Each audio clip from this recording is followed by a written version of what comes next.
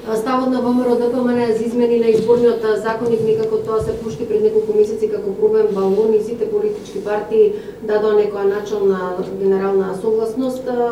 Кој е ставот на ВМРО-ДПМН за измените на изборниот законник кои што евентуално би требало да влезат во собраниска процедура, дали би вие би поддржале да се намали бројот на изборни единици?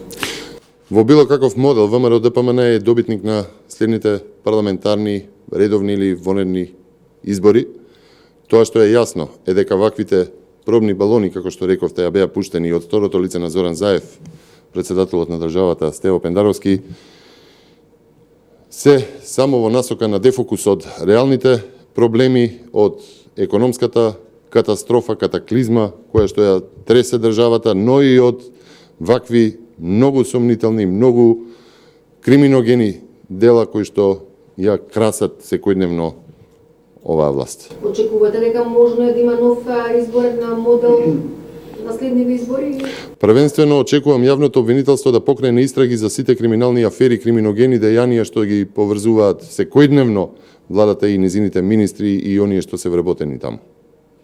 Докаде е законот за се што го подготвува ВМРО-ДПМН, кога можеме да очекуваме да се достави до работните групи?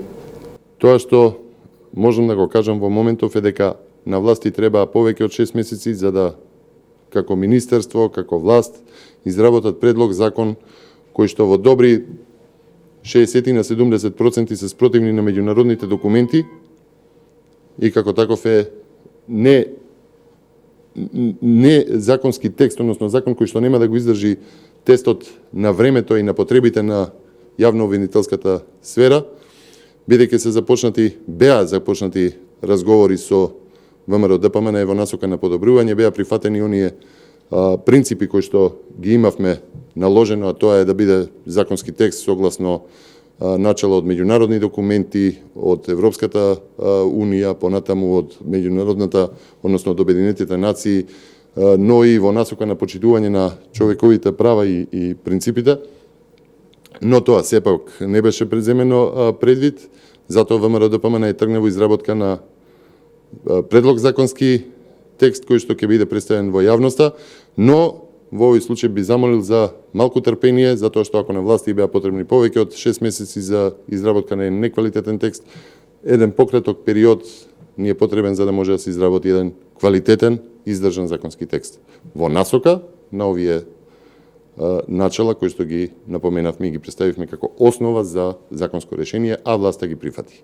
Дали е, како што вели премиерот Заев, Катица Јанева, каменот на сопнување во овие разговори? Ја слушнав изјавата на Зоран Заев дадена веднаш по овие афери. Јас мислам дека на Зоран Заев повеќе нема човек што може да му верува во оваа земја, затоа што човекот е пред се дефокусиран. Самиот вели сега дека Катица Јанева е каменот на сопнување. Минатата недела ја слушнавме министерката за правда која што рече дека воопшто тоа не станува збор, дека Катица Јанева треба да остане на местото специјален јавен обвинител, така што апсолутно не станува збор за тоа, станува збор токму за овие суштински разлики, а тоа е разликите по принципите врз кои што треба да се темели еден закон за јавно-обвинителската сфера, кој што треба да го издржи тестот на времето во следните 10 години.